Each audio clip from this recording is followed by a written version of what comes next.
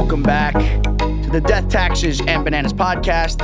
And in case you have not yet noticed, you can now watch the video version of this episode, not just on YouTube, all right, in 1080p, which is a far cry from what my next guest watches his porn in, which is usually 320. But you can watch it now on Spotify as well, all right? So if you haven't already done so, head over to our YouTube channel and subscribe. And for all those Spotify users out there who have not figured out how to use YouTube, you can watch it on there. So we are really, we're really getting with the times here, Spotify, Not only do you have the greatest Spotify original podcast ever created, the Death, Taxes, and Bananas podcast, but now you can have your listeners watch me. So I'm really excited about my next guest, mainly because it's very rare that I am kept on my toes and on the edge of my seat up until the very, very, very last minute, wondering if I'm even going to record an episode. But that's what happened today. I woke up this morning at 7 a.m. to a text that was sent to me at 5 a.m. saying I have had second thoughts. I don't think I'm going to come on. And if I do, I don't want to be on camera. So I'm going to have the camera pointed at the ground. So I think we've done through a little bit of coercion. All right. I promised this person I would send some of my pictures that have been relegated to the OnlyFans, and I'm going to start. Sent some of those over this morning to kind of grease the wheels a little bit, and managed to get him to agree to come on. So really excited. Some legends rise and fall. Some burn bright and fade away. But a very rare few endure and evolve and entertain. All right.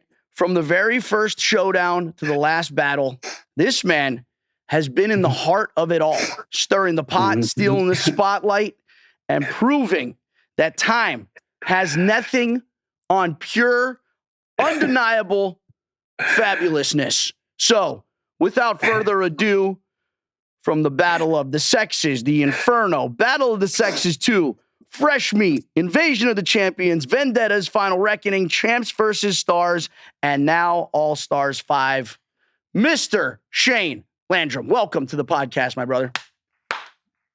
Thank you very much. And all of those compliments mean a lot coming from you, Johnny. So I really appreciate it. Also wanted to say, just like I have a Kenny album, I have a Johnny album. So adding photos to your album is greatly appreciated. Please send it. You're welcome. I mean, I'll fire. Listen, I'm not wearing any shorts on this podcast. I might fire a few off right now. Might fuck around and find out, Shane. The picture I sent you for your contact photo was the tamest photo of yours that I've collected over the years. Wait, is that the one where I'm on? Wait, the marionette? Yeah. Yeah. Who made that? I don't know. I don't think this fan does it anymore. And I'm I believe it was a kind of I think it was an older woman that I met at a Challenge Mania after event once. Yep. But it's my demographic. She made it for Final Reckoning. Back when we did the high wire or whatever, we had to build a rope bridge or whatever.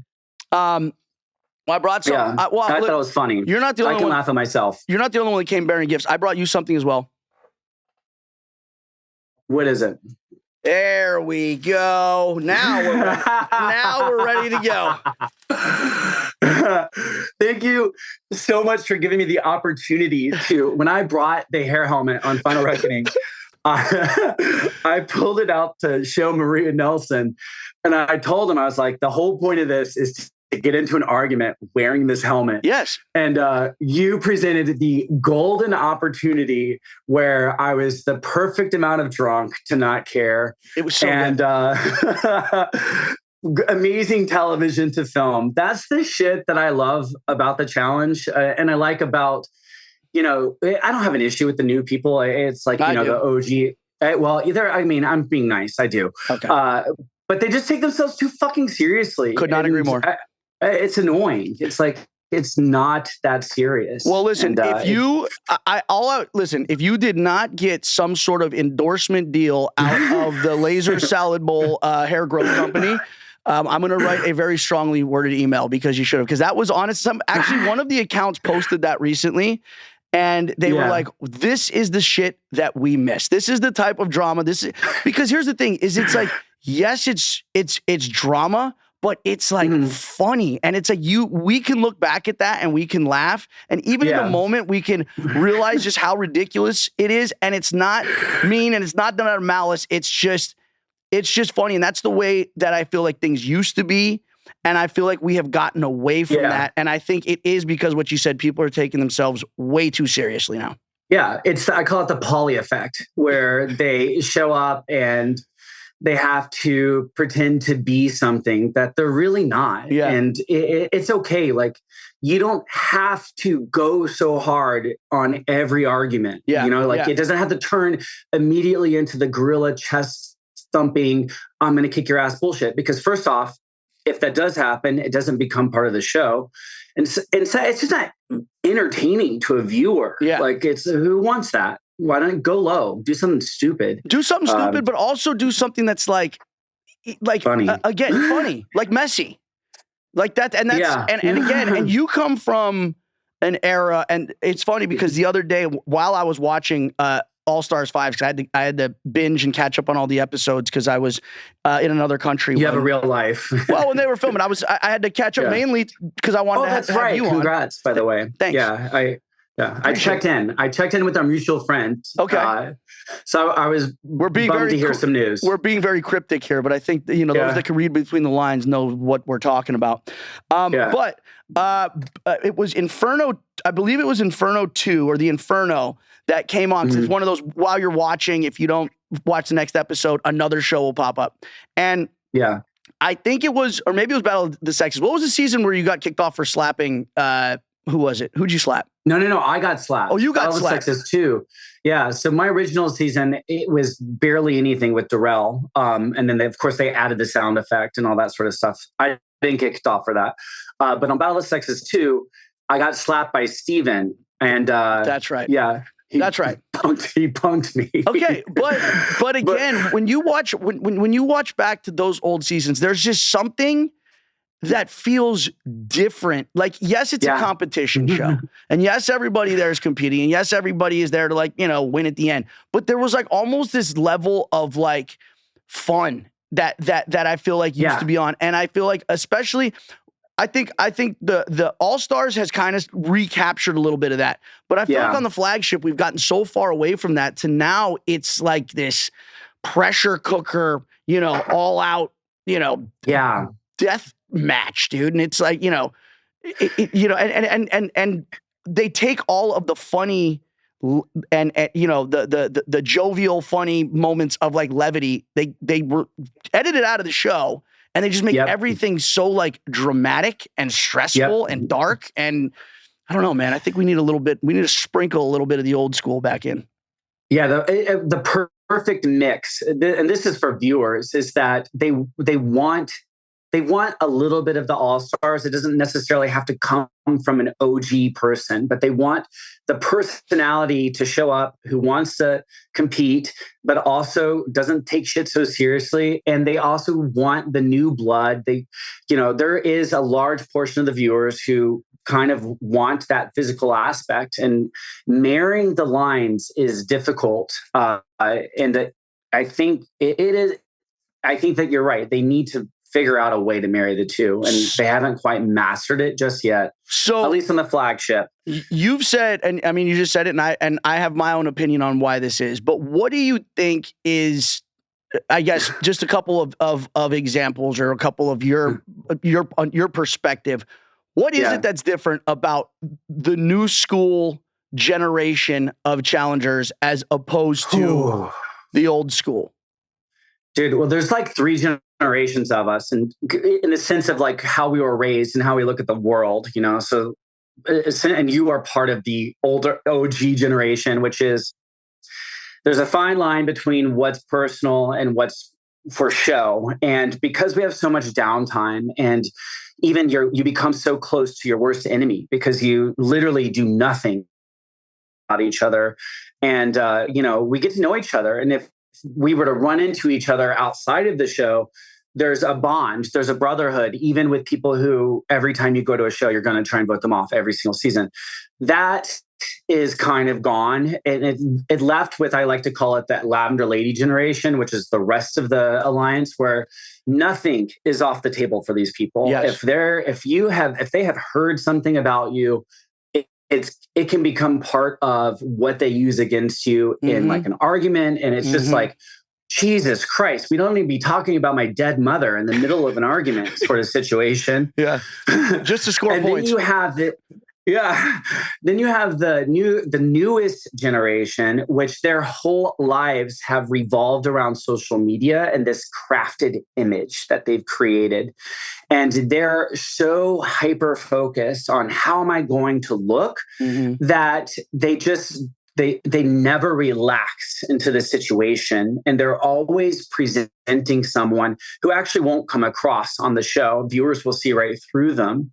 But they also just kind of never have fun with it. That's kind of my, like, how I look at it a little bit, at least what I've seen through experience. I don't know. What do you think? No, I think everything you said is spot on. The one thing that I will add to it is I think the reason why, I think the big differentiator between, again, old school, new school is the advent of social media.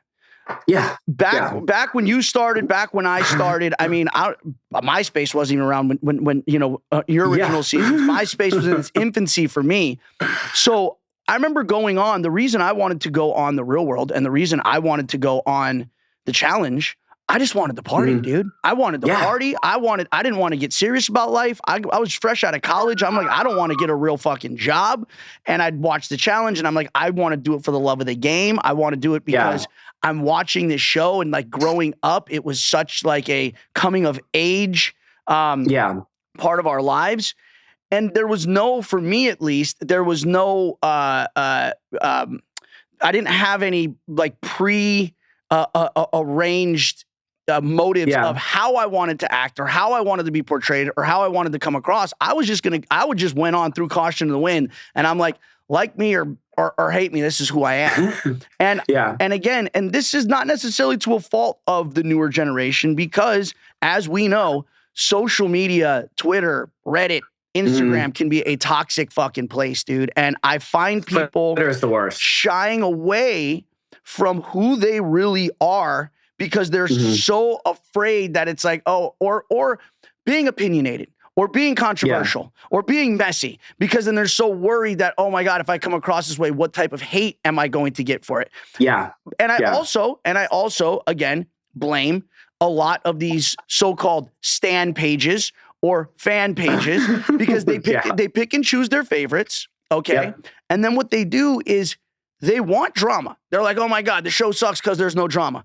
But then if someone causes drama, then they try and cancel them. It's like, you can't have it both ways. And there used to be a time when we put ourselves out there strictly for public consumption and for entertainment purposes. And we were these unfiltered, unedited versions of ourselves because we were free to go on and be the most messy versions and have no fear of, oh, well, my life outside of this is going to be ruined if I act a certain way, if I do a certain thing. Now, you have to be like, fuck, dude, if, God forbid I say the wrong thing or the wrong thing pops up or I offend the wrong person, because then what are they going to dig up from my Twitter 15 years ago? Like, so again, there is this weird thing where it's like, I don't like that either. You made a thought come to my head that I also think gives them a little bit of grace. And that's the fact that our first, like everyone's first challenge, or first two challenges, you don't really know what's going on. And the tone of the challenge is set by the people who do know what's going on. And so if you're casting a bunch of people who aren't, they don't have the generation teaching them, hey, this is how you can be messy. You can do these sort of things. So they show up maybe, and because they can't hang or deal with it, they only do one or two, and then they're out the door because they never really performed. And there's a whole new slew of people. So they don't really get that opportunity to see who Johnny Bananas is while filming versus while watching him, right? Yeah. They don't necessarily get to see and Ashley Mitchell, like how chaotic she can be every single day. And that kind of teaches you, oh, I can get away with this sort of, I can do this, I can be this, I can do these things, but you're not going to do it your very first challenge because it's kind of overwhelming. So maybe that's part of it too. For some, here's the other thing though. And that's what trips me out sometimes is I see, and you know what? Maybe this is a byproduct of the fact that like us in our generation growing up, and I think we've been called geriatric millennials because we're right on the cusp of millennial and whatever the next one. We growing up had to use a house phone. We had to use payphones. We had to use beepers. The majority of our communication had to be done face to face, right? We didn't have social media. We didn't have text messaging. So I think the ability for us to be able to just communicate and be able to establish a identity, you know, and the ability to kind of like understand people and read people and understand the human condition. I would say that I feel like the older generations, our EQs are a lot higher because of the interactions that we had with actual human beings. Whereas now, so much is done digitally and so much is done over cell phones and text messages and fucking DMs. And it's like everything now is shorthand. And I feel like people come on now and their EQ and their ability to their social EQ. Their social EQ is stunted, and it's just not as developed as, you know, us. Yeah, they're just not smart. Grizzled old war dogs. On social stuff. Yeah, you remind me of when I came back for an invasion and they finally brought CT and Darrell in them, and CT and I were playing Bones, and he was like, "Tell me what." Yeah, dominoes, whatever. Oh, yeah, no, so he was talking about like what's going, because we were actually just talking about like what's it like to be back, because we both had a break, and he was like, "Tell me about what's going on in the house." And I was like, honestly, Chris, it feels like cheating. Like I don't like these people. It's just I really thought like they were trying to fool me, but now I'm seeing like they're just so transparent, and they don't have that. You're right, the social EQ, and it's the truth. Now, unfortunately, moving into this season, let's go. Who were you? Well, actually, before we get into this season, real quick, I honestly think, and maybe it's because I wasn't available, but I think a better rival pairing for you would have been me. Oh God, I would have loved it. How did they miss it? It would have been amazing. I mean, I've earned the right to be a rival to you, dude. On a show. That would have been. We would have been the fucking Hot Mess Express, dude. Why did you say no? What were you doing? What was even know. I don't know. Well, first of all, had I known the format, maybe it had been like, oh yeah, you might be paired up with shit. Because here's the thing, dude. Looking back, and even though, obviously, in the moment when we filmed Final Reckoning, we obviously, dude, multiple times we got mixed it up, and it was the lavender losers and the young bitches versus fucking bananas. Like that was a season where I felt like it was a lot to deal with. But watching it back, every one of our dust ups and every one of our altercations, I look back on, and dude, it was like some of the funniest fucking moments. Not just the laser beam but then when we got to the Redemption House, you and Nelson got there 24 hours after us getting eliminated. Same shit. Me blowing up Nelson's spot, season. You and I getting into it. It was so good. And I'm like, they had so much good fucking material that they could have used for the two of us to be rivals. Yeah. When we got, and you actually gave me a perfect segue to the question I texted you. And the reason why I texted you that question is because it segues into this newest season. Yeah. But when we got to the Redemption House, actually. What was the question you texted me? I was the one about why I turned on you on Final Reckoning. Okay. Because I was your biggest fan leading up to that. When we got to the Redemption House at Final Reckoning, I was grinding. That was the longest challenge. I think that was the beginning of the 3-month challenges. 10 weeks. And I was grinding my teeth so hard. I'd wake up and my jaws would ache just from the stress, the sheer stress of that, the social game and everything that was happening. And I remember that we had got back. Nelson and I were exhausted. We're in the house with you, and I punched the wall in my sleep so hard because of the stress of that my hand had swelled the next day. Like I was like, fucking A. Of course, this is like, it was a lot. I enjoyed it. It was a great show to film, fantastic to watch. And I'm happy that the fans finally agreed to that. But yeah, good times. So anyways, I sent you a question. I was like, and in fact, I tried to talk to you about this blackout drunk at the party that you came to for Rachel. Yep. So I apologize about that because it's all right. I barely remember blacked out that. Drunk Shane is my favorite. I don't know who put me to bed. I woke up with pants off. I know that much was true. So I mean, you know what? Yeah, I was in my the, last thought was I like, was in the I was there. So there may have well been, I might have been involved, Shane. All right. Well, thank you for that. I appreciate it. Welcome. And I apologize too, because I honest to God, I have wanted to talk to you about this, not because it's like I want to confront you about anything, but I always wanted to explain myself because I felt so bad. Because I actually genuinely really do like you, Johnny. And it just came across on Final Reckoning that there was a passionate hatred for you. But so what happened though? And I guess the question, do you need me to shut up and say something, or can I keep going? Keep going, dude. This is the buddy. It all makes sense. The floor is yours. I don't even remember this. So on Vendettas, I went in and I knew that I had nothing, no shot. And so at heart, I was like, the only person I genuinely kind of like cared about was you. And one of the things that I agree with you is that people say, oh, you have a free ride. You have a free ride. Johnny's always good at free ride. That's not the truth. You fucking work your ass off. You beat the shit out of people 10, 15 years younger than you. To say that you have a free ride is just not an accurate statement. You are targeted. And just because you do such a good job at getting through this stuff, it seems like it's easy street for you. So I've always agreed with that statement. And so on Vendettas, there was a moment where I was like, hey, man, I got nothing. I got nothing going on. Whatever you need, just tell me. You can have my vote. You can do whatever. And it was a pensive moment right when we were doing the underwater swimming thing. Like it was like you were we were at the wall looking at the water. Between the yachts. Kind of just, yeah, exactly. And you kind of like, whatever, man, nobody, it's like, you just kind of blew it off.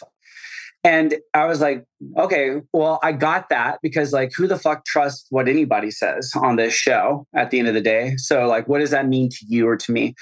But then what really irked me, it was that when we went and did another thing, I think you had the Troika power and that's when I went home, is because you gave it to Nicole.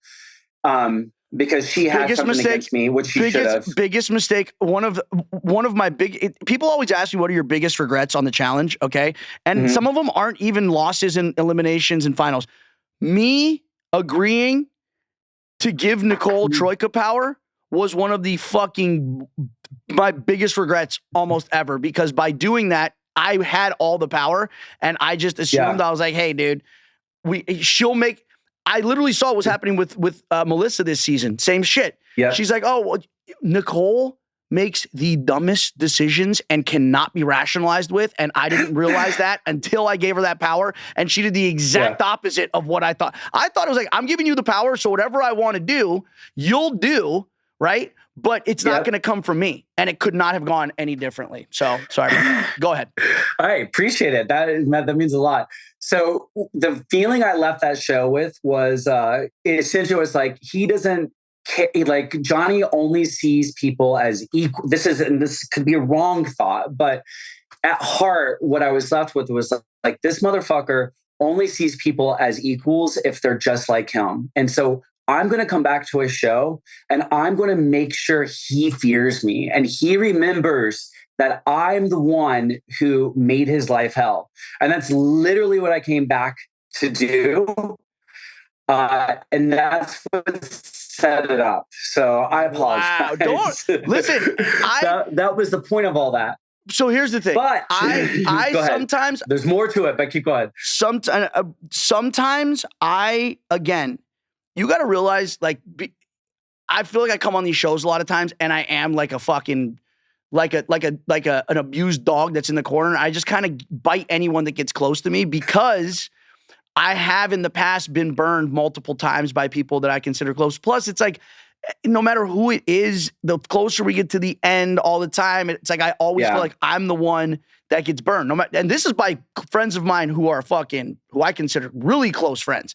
So sometimes it really is difficult for me in game when somebody is like, hey man, like all of us, but you know, hey man, like let's work together. Hey man, I got your back, or hey man, whatever you need from me. And a lot of times it falls on deaf ears. And sometimes maybe I should treat everybody differently, not just because it's almost like if you've had a bad relationship in the past, anyone you meet in the future now are going to be, affected by that because of what you've dealt with. So that's point one. Like, and I realized that it was so dismissive, but the Nicole thing, I'm telling you, dude, that it was one of the way I saw it was, I'm like, all right, I've already got so much heat on me in this game. My team kept winning. I'm like, we're probably going to win again. I'll be in the Troika again. I was like, so to take some of the attention off of me, let me pick somebody to be in the Troika that I feel like, even though it's not me, they're me by proxy, and I'll be able to get my vote or whatever I want done through them. Thinking that Nicole was that person could not have been more wrong. This moron goes off and does whatever the fuck crazy ass shit that she wants. No logic, no rationality. Like, and I was and after that was one of the things that kind of dismantled my game, because after that, I wasn't in the Troika again. It drove this wedge, then Tony got all this power, and like the rest was kind of history. So, and that's the season Tony turned on you, right? Yeah. Yep. Yeah. So it fucked us both over, Johnny. Thanks a lot. Well, I will say, and then I was never gonna win that season. And then the Lavender Ladies were born, and so that's why you came at me with such fucking piss. Because I was wondering, I was like, I thought we were cool last season, and now all of a sudden it's like Shane's on a fucking warpath, dude. That really was it. And I could see in your eyes one time on Final Reckoning, you actually tried to reason with me, and I was like, no. Like it was like you came into the room and you're just like, hey, like what is going on? I'm not gonna lie, too. Like, listen, and I know a lot of people out there think that like I've got, I'm this fucking, this really thick skin and like nothing affects me. I was affected more by Final Reckoning, okay, because of like the amount of kind of isolation and kind of psychological fucking just stress that was put on Tony and myself, because we were complete, even though it was a weird situation, because it's like nobody wanted to throw us in because they didn't potentially want us to then call them out to go against them. So instead, what they did is they were like, all right, we're just going to isolate Tony and Bananas out. And anyone that even goes and fucking looks at them sideways is going to be in jeopardy.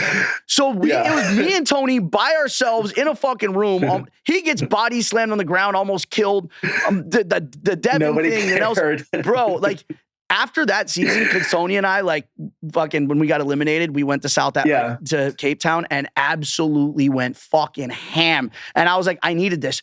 I literally was like, I haven't had another human being like even touch me for the last 10 weeks. So going to South, I mean, we went a little wacky, but still, dude, like it was that was a rough season. Was dangerous. We did a group of 6 of us after Final Reckoning. It was me, Nelson, Kaylee, Cam, even though me and Nelson sent them in, and Brad and Kyle. We rented an Airbnb for a week. And we had a blast too. I mean, we did the same. We really threw down, but dude, we had a security guard at our Airbnb who refused to let us walk anywhere, which was cool. I did want to say though, I think Final Reckoning did a number on a lot of people. That's the one show where I came back and my family was like, you were not the same person. No, it was you need to go to therapy. Something's different. It was a long show, dude. That was 10 weeks, man. And the worst part for me, at least, is the way we went out, where we basically had the elimination against Paulie and Natalie won, and then they had the production mishap. And again, you had a whole different elimination. Here's another one of my biggest regrets. You know what I should have fucking done right there, dude? And I regret this to this day. I should have sat my ass down in the sand and been like, we're up by fucking 15 plates right now. There is no way they're coming back. Fix the elimination or I'm fucking not coming back. Because instead of being like, oh, we're canceling elimination, we're going to make it different. Coming back, there was absolutely, but it's like, and I would have had every right to just sit my ass down in the sand and been like, nope, figure it the fuck out, dude. And we came back and the rest I think when it comes to production mishaps, I think that realistically what was done to you and Tony is the biggest one. Ever. They've never canceled an elimination halfway through and then come back the next day with a completely different one. Most people don't know that. But anyways, all right, let's get into this season. So, okay. Coming in. Oh, wait. So the whole point. Oh, go. Sorry. John, I'm going to interrupt you. No, go ahead. Sorry. What I was just about to say is there was actually a bit of strategy behind that too. And I don't often share my challenge strategy, especially on podcasts, because I don't want any other people learning from it. Yeah. But I think this one's pretty open, so I don't really care. But one of my strategies when it comes to challenge is that I don't work to ally people with me. I don't think that works very well, but I'm very well aware that a common enemy makes uncertain allies work together. Yes. Yep. And so you can have an alliance, but then if you can convince other people that somebody's a bad guy, they're going to target that person. And you do it from a moral standpoint. Like, you don't make it about the game. There's a lot of people who are not into injustice. And so if you can find someone that's doing something questionable, talk about that, get other people turned against them, and they're strong, then anytime a name were to come up, it's now in the mix. It's now something people talk about, and they're making decisions on moral grounds, not on game grounds, and they feel good about it. And they don't necessarily look at like, oh, this is someone manipulating me, because what you do is you just say like, that motherfucker, did he just say that to you? Yeah. Can you believe that? Who says something like that? That's ridiculous. And so Frank is thinking that, so this now comes to the new show. This is a tactic I use every season. This is not something that I've used once. And so at a certain point, I needed people to know, to have a common ally, because I knew at some point this game is going to get really low in numbers, and they need someone to unite against, especially strong people. And they look at Frank and Sam, they know they can beat them in the final, but they don't necessarily see that they are the trouble. What I was trying to do, and what I did do, was say like, and the whole point behind it was, you're not going to get to this final if they're still here. And so that's why I kept mentioning his name. That's why he was constantly being brought up. It was all gameplay. So what you're saying is you applied the same tactic to me on Final Reckoning that you did to Frank in All Stars 5. And I 100% will bet, especially as it applies to Final Reckoning, because I said the exact same thing that season. I was like, the only thing that is keeping this monstrosity of an alliance together, the lavender losers and the young bitches, dude, and everyone else that was around them, was me. And I remember saying this to Tony. I was like, dude, they're all sitting here and they have this common enemy. But if we weren't here, they would then have to turn on each other. So part of me was almost like, if we get fucking knocked out of the game, fine, because then they're going to have to turn on each other. But obviously that never ended up happening. And I've said this, it's like the only thing I can do better than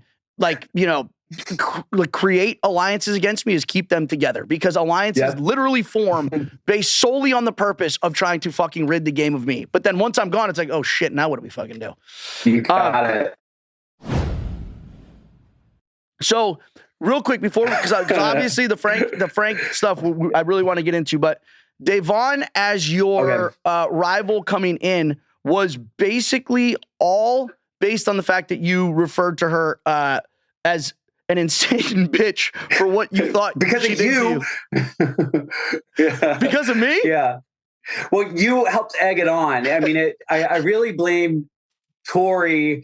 I was referring to the fact that we were in the very beginning of Final Reckoning, Tori, Devon, and Carr were like in a room together. And I actually wanted a gay guy, Jose. I can't even remember how to pronounce his name correctly anymore, but I think it's like Josea. Is it Jose? I don't know. Yes, Jose. But yeah, I really genuinely like. I didn't care if he liked me or not. I wanted them to get far. I was like, hey, we can all work together. And then they had a smart move, and they did the Tory thing. So I was just like, in my head, I was kind of referring to it as a B move. Now, first of all, I'm just going to apologize. You should never call a girl a bitch. Final Reckoning was eye-opening to me and like respect. But at the end of the day, yeah, you were in my ear. Say it. I think I've got a picture of me. This is me right here. That's it right there. While you're digging yourself into a hole, that's my favorite thing to do is egg people on. You know, your strategy, like you said, is to like manipulate people based on moral grounds. One of my strategies, and it's just also for pure entertainment, is when I see somebody, I do this to Jordan all the fucking time. I love winding Jordan up because it's so easy. Same thing. I'm like, can you believe Jordan production is treating us like this? Can you believe they're making us wait? You got to go say something, dude. You should see. He's so easy to get wound up, dude. So yeah, that's kind of what was going on in that moment. That's good to know if I'm ever on a show with Jordan, actually. It's so easy. I think that. So coming into this season then, and again, I think this is the big chasm between your guys' relationship or partnership in this show. You're playing with basically two separate sides of the house, right? You obviously have Veronica on your side, that contingency, whereas Devon is obviously closer with Nani and Turbo. So obviously at some point there is going to be some sort of a disagreement between the two of you. Did you know this going in, or did it just become obviously way more apparent as the numbers dwindled and as you guys had to kind of start picking your sides? First off, Devon is a fantastic partner. I really lucked out. I mean, honestly, I don't even know if you being the rival partner could have been a better option, just because of, we wouldn't have been able to do this situation, which was work both sides of the house and watch them take shots at each other. I don't know if we knew necessarily going in, like before we got there, but as soon as we got on the plane and got to the hotel, it became really obvious to us. And we sat down and we literally looked at it, and we had almost equal sides of the house. And we just made the decision to work each side of the house and compare notes and figure it out from there. So it was from day one. Do you think Devon has any regrets now about potentially making Turbo her ally? Because I just saw a tweet that came across this morning where she said, "You want some tea? Because I could finally talk about it. Turbo is not my friend anymore. He said I was a coward because I didn't help protect his star. My feelings were hurt." Do you hear me? Yeah.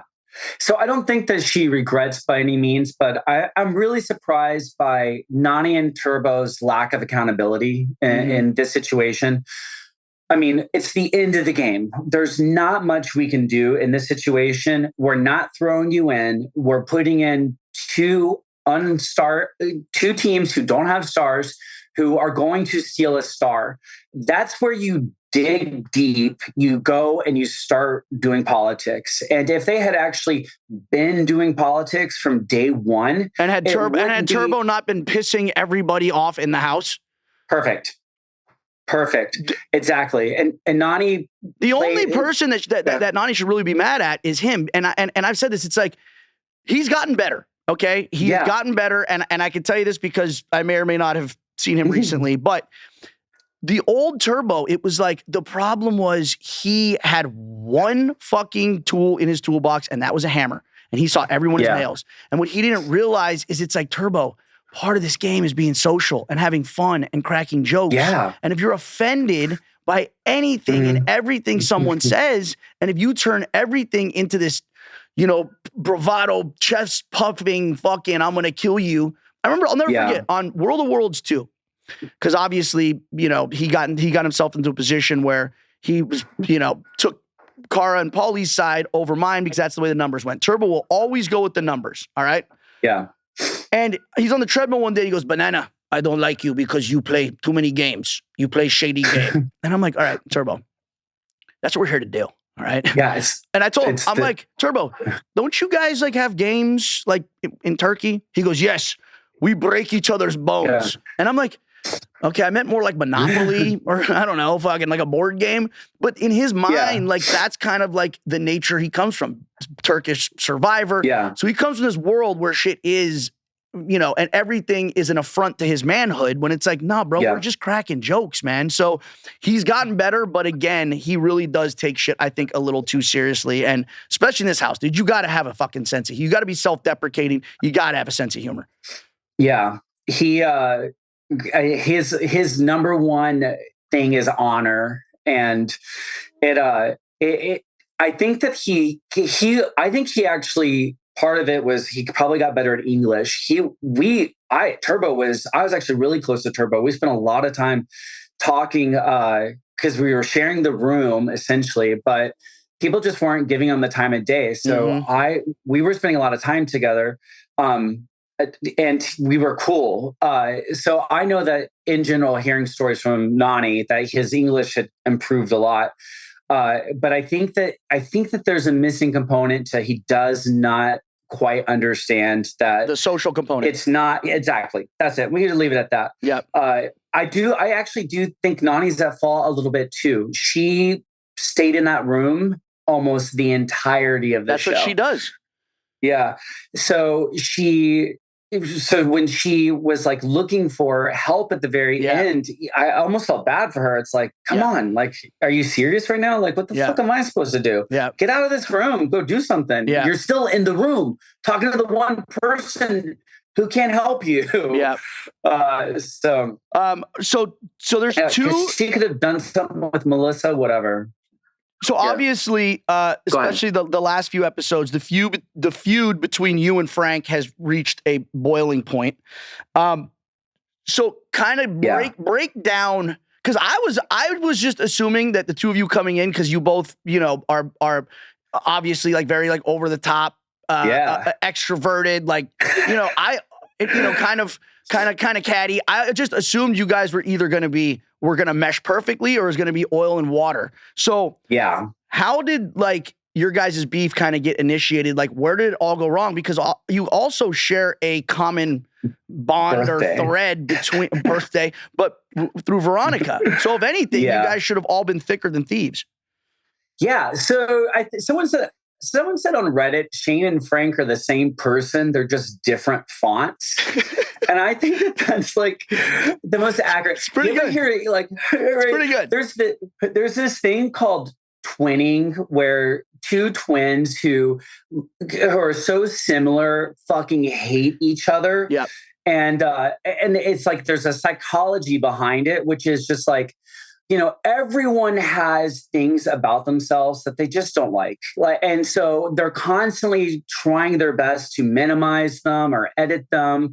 And there's this voice inside their head that's judging them that kind of is what maintains them keeping control of the things that they don't like about themselves. And I think that the difference between Frank and I, and the reason why I just don't really care that much about him personally, and the reason why he has been on this weird tirade on lives and Twitter and God knows what else. But it's just like, I'm comfortable with my flaws. I'm old enough at this point, like it's not a big deal. And I think for him personally, like we are very fucking similar. I don't think we're exactly alike, but I think when he looks at me, that there's some level of that editing self-critical voice. He's just not self-aware enough that he begins to project that hatred towards me. Mm-hmm. I don't necessarily know if that's 100%. I don't know how he thinks, but that's kind of somewhat of what I believe. Second, I have the worst fucking history with gays on this show, and I don't. Because you want to be the token. There's something. Because you don't want somebody. You don't want someone. You were the OG. You were the OG. You don't want someone encroaching on your turf. You know, you're like the dude. You're like the alpha gay. You're the alpha gay, and you don't. And you want all. You want all the. You want all the attention, all the fabulousness to yourself, and you don't want to share. I get it. I think that might come to me naturally. I'm not out here seeking and trying to get that. It's not something I genuinely like. Going back to Jose, Final Reckoning, I wanted the best for him. I wanted him to win. But at the end of the day, I'm fucking playing a game just like everybody else. And do you think it's because maybe because when it came to like Jose, you and Jose didn't occupy the same kind of like, could I call it gay space? Whereas it's more like you and Frank kind of maybe do, like you guys, like you said, because you're so similar. Yeah. You guys kind of occupy that same territory and you're both kind of fighting for that same, Yeah. Yeah. And it's like, I actually talked to, I'm not going to say the name, but I was recently texting someone in Buena Murray about something different. In the course of our conversation, I was like, listen, I don't care what story is told on this show, because I just want the show to do well. And I've been entertained. I haven't loved a challenge that I've been on this much since Final Reckoning. So, and I mean, on all the seasons that I've watched that I'm on or not on. So it's fucking good. Like whatever is being told to the viewers, it's great. It's great. What was happening in real life in the house is nowhere near what people are. Have you ever heard the phrase unreliable narrator? For a good 5 first episodes, we had an unreliable narrator in Frank. I love that. An unreliable narrator is when you're reading a book and the person narrating the story, either they have a fucked up narcissistic view of the world. So everything they tell you as the reader, it's coming through their own fucked up lens that revolves around them, or they're a liar, or there's just something wrong with them. And you as the reader kind of have to read between the lines, see not just what the narrator is telling you, but actually when the writer is talking about what they're seeing and et cetera, you as the reader, it entertains you because you get to see like, oh, this guy's a little bit off his filter. He's not necessarily seeing things unbiased. You know what? I've been accused of being an unreliable narrator on my podcast when I do certain episodes of seasons that I'm on, because obviously I see things through one perspective and people are like, no, that's not how it actually went. But I get what you're saying. So Frank was the unreliable narrator. Yeah, he was by no means manipulating people as the sole they. This was a house effort. Yep. This house, from a political standpoint, it was off the charts. But just like Final Reckoning, there was mathematics to the voting, and I love math. I'm not going to bore the details around that because I did that on my challenge podcast. But at the end of the day, paying attention to the math and the things that Frank was not saying, it's not said on the episode, is that when it comes to, I never not wanted the strong players out. In fact, I made it pretty clear every time they were coming to me to nominate someone who was protecting me as a strong player that they wanted to vote out, I was willing to give them an alternative to vote for. So you're saying, so what you're saying is, was Frank actually, because you were trying to convince people that Frank was they. So was Frank not actually they? You convinced people? There was with Davon and I on 2 different sides of the house, we unconsciously by accident were sharing information with 2 different sides of the house that was affecting the rumor mill going around. Got it.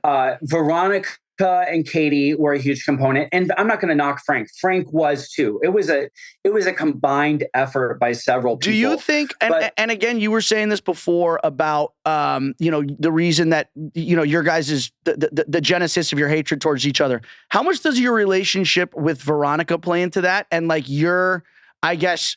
And it kind of came through. I'm getting into that. Okay, I'm just saying. It just kind of came through as though you looked at it like, you're my girl, you're my friend, and now I am being replaced by this other version. You're replacing me with another version of me. How much did that kind of how dare you? Yeah. Well, first off, I hadn't there was a personal component to it, but it's nowhere near as much as it seems. Okay.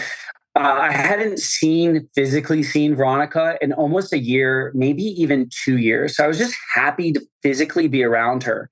But she wasn't making, the house had 2 floors. I was 1 floor above her. I constantly had to go into her room every time, it gets old, come up to my room and talk to me every now and then. But she was making a shit ton of effort to spend time with Frank. So it was just getting under my skin personally on that side, but I wasn't blaming Frank for that. I was upset with Veronica for that. But when it comes to this whole thing that people think it's a fight over Veronica, I'm just going to do the math real quick. Let's get down to like episode 7. It's Fessy and Amber. It is Dario and Ashley. It's Frank and Sam. It's Veronica. It's me. It's Adam. It's Nicole, if I remember correctly. Now, Frank and Veronica are working together, and he keeps telling her, hey, you should send in, or Nani and Turbo as well. You should get rid of Nani and Turbo. The whole thing that he was trying to do was he was trying to do everything he could and not say it on the show. He was saving Dario and Ashley as a shield for himself. And he was saving because Ashley was connected to Fessy and Amber. They were working together. So if he could save Dario and Ashley, then he had 3 house votes.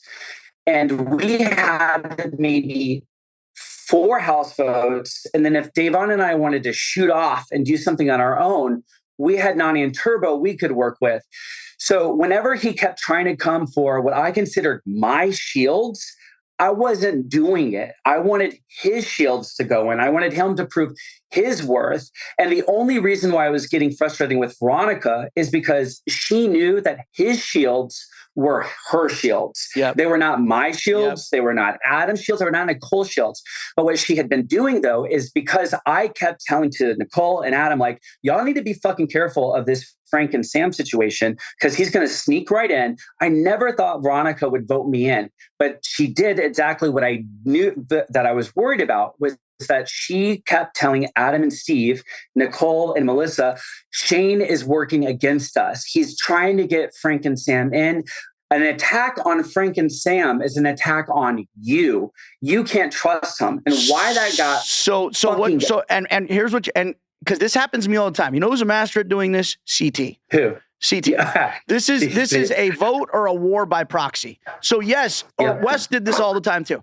You're not taking a shot directly at me. Okay, yes, my name's not going to come out of your mouth, but that doesn't mean you're not going to convince other people to say my name, or if my name starts coming up, you're not necessarily going to fight for me, which you should do if you're actually my friend. Yeah. And so that's when I was telling her, I don't trust you, because I had already knew that she was telling 2 of my other strongest allies, who we all came in, the 4 of us together to work together, that I was the least loyal to the group because of the Frank and Sam situation. So now I'm looking to the future. I'm seeing once these people are gone and we're down to 5 or 6 teams and there's no one to choose from. I'm going in with Davon because I'm working with Nani and not working with them, because I came after Frank and Sam. And so that's why I ramped up the Frank and Sam situation, because I wanted it to be fucking clear. Like, if it's between anybody here, that's who's going in. Not me. Going into coming into this last episode, there's now this chasm is developed. I mean, it's between now your partner and Veronica as well. Davon wants Veronica gone, but you want to make sure that everyone's kind of in alignment. You're trying to play peacekeeper. So you kind of ask her to tell Veronica that they're all good, and she refuses. So at this point, when obviously Nani and Turbo are on a fucking sinking ship, like they are basically, on their own, why do you think she wanted to, keep them in the game when you basically have enough allies to carry you guys through? Man, that is a good question. I think that I love Davon to death. And if you look at whose side of the house has lasted versus, like, if 2 of us are working 2 different alliances and I'm the one who has people left and she doesn't, I think that there was a bit of competition and it could be subconscious. I'm not saying this was conscious, but I think that at the end of the day, Davon just wanted one win, one fucking person. She wanted to show, like, I can get one person to the end of this final. And so I think at the heart of it, it was a game we were playing against each other almost, because it's not on the episode, but Davon and I have been at odds at this point of the house we were barely getting along. And coming into this most recent one, we just stopped talking. So it looks like we're doing really great. But the reality of the situation was we put each other through hell in this house. So I think that kind of played a part in it. And Veronica represented a portion of that. I also do believe her I do believe her in the sense that she just wanted Veronica out of the way so that she could work easier with me. Is that why she pushed her down the stairs and made her roll her ankle? Yeah. She actually put some grease in the water, which it helps us out. Yeah, and then obviously, like, I mean, you and Frank couldn't even you guys couldn't even agree on who was going to massage Veronica's ankle. You guys even were fighting about that. Oh, I love it. Yeah, that one was I watched that episode with my family last night, and I remember saying to I was like, boy, I don't remember any of this because I really did not. I had done my best to sneak and steal and do everything I possibly could to get all of the pre-drinks possible from the talent coordinator before heading to the bar. So I probably had double the allotted amount. And there's so little we're drinking at those times that I was lit already. So I was sitting there, and I thought I went to bed and let Frank do what he wanted to do. So I didn't even know that interplay happened. Yeah, it was great. It looks like another pissing match between Shane and Frank. And that's really how petty I was fucking feeling at that point. It's amazing. You guys should have I mean, you know what? If they do another Rivals, I mean, it's going to be a toss up between you and I and fucking you and Frank. For sure. We just have a throuple because actually Frank's my fucking rival as well. I can't wait to talk to that guy. We were on a show. I think the only people that like actually stayed rivals more so like when we were on Rivals, it was like he was still competing against me the entire show. I'm like, bro, we're fucking partners now. Like everything we did, he had to take credit. Oh, I won. It's like, no, dude, we're doing this shit together. Like, I feel like the entire time we're competing against each other. The vote. Yeah, I gotta watch that. Then I'm gonna have a little Rivals rewatch. Rivals just because too. Now that I know him, it's gonna be interesting to see. Yeah. Other ways that he shows a little bit of that ego. Yeah. All right. Yeah. I do want to say, because we talked about Davon, but we're out of time. I know we're getting close, but I just want to say, I want to put it on the air. Davon is such a fantastic partner. I love her. She's amazing. So Davon, if you listen to this, I was blessed to have you as my partner.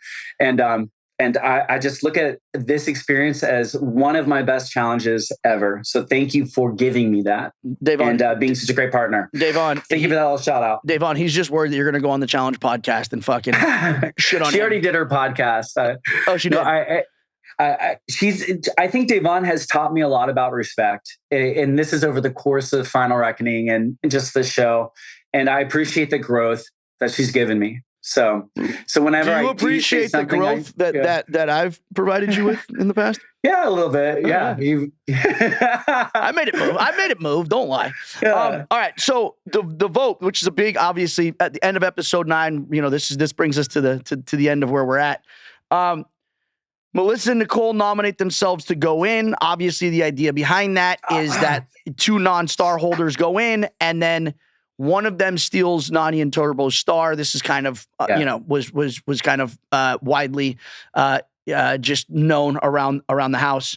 But you guys, you make the big move to nominate Veronica and Katie at the elimination. So was this vote between you guys, how much of this was your partner being like, this is what we have to do to, like, you know, keep this thing civil? And how much of this was, well, Veronica, if you're going to fucking replace me with another man, then hell hath no fury, like fucking Shane scorned? Like, how much of this was retribution? Yeah. I appreciate you reminding me of this. I actually wrote this down because this is confusing to viewers. We knew from the very beginning of the challenge that the rules were, if a star holder faces a non-star holder, the winner keeps the star, gets the star. If 2 star holders go in, a star is free. And if 2 non-star holders go in, they steal a star. So we all knew that. It was a component of the voting from day one. That's why Adam and Steve went in either the house vote or through the original star holders, they were aligned to always make sure a star holder went in. So that was known, and we couldn't get to the point of 2 non-star holders getting in until after Leroy and Devin left. This is one other thing, Frank and Sam situation, like when we were trying to get Frank and Sam in, like that, and then they sent in Dario, or we actually made the Dario and Ashley thing happen. It wasn't just by chance, but we wanted 2 star. People keep forgetting that Frank and Sam have a fucking star. So that original attempt to get them in was not because they were Frank or because they were Sam. That was a benefit for me, but not for everyone else. It was just because they were a fucking star holder, and we wanted a star to get free. So it was once we got power as a group, throwing 2 non-star holders in together to pull a star, because we figured Nani and Turbo were unbeatable, or Adam and Steve, if someone so chose. That was a game plan. And what we had done to get to that point where we messed up a little bit is we had forgotten that the very first challenge had no elimination. And so as a group, you know how you know this, Johnny, everyone draws in their journals a schedule, and we know the pay schedule. Yep. And one of the things was that was our last pay week. So everybody had gotten the full amount. So nobody cared if they went home at that point, especially if you thought you weren't going to win the final. You were like, I made it. I got my full week's pay. Send me into the elimination. So that was a component to it. Second, we had the schedule drawn. And wait, so you're telling me Veronica and Katie were not confident about winning a final? I find that hard to I mean, would you be? I think there was no equalizer. So you said she didn't want to walk up the stairs to come and talk to you, dude. You think she'd do a final? Come on. Yeah. So, and not to knock Veronica. Veronica was a good friend. Also, God, you remind me of all the shit that I say, and I feel bad. Yeah. So that was a part to it. But at the end of the day, we had the schedule drawn, and we had been counting episodes. So we were off by 1. So we were really convinced that this is the last one. TJ is going to kick a team home. And that's why it activated, really. Okay. And I do think that Devon wanted Veronica gone. She, the hands down, that it was a benefit to her. So there was that. So what you're saying is, even though you guys voted in Veronica and Katie, there was no animosity on that vote because Veronica and Katie wanted to go home anyways, thinking that the final was right around the corner and they didn't want to be here for it. No, they wanted to be in the final. I'm not saying they didn't, but I think from an employee standpoint, you know, after you get your full paycheck, if you're not getting any more money, every day is torture. After that, I'm just like, what am I doing? So you just necessarily don't care. But from my perspective, I was not sending them in with animosity at all. In fact, I was worried it'd get edited that way. No, it was a game strategic move. For Devon, I think there was more than one reason why she decided to go with it. Yeah. All right. Well, shit, man. Well, I can't wait to see how this all plays out. Where do you stand with everyone now? Are you and Frank? You guys, besties, write each other Christmas cards on recycled paper? Well, he blocked me on Instagram after I told people that I'm going to be.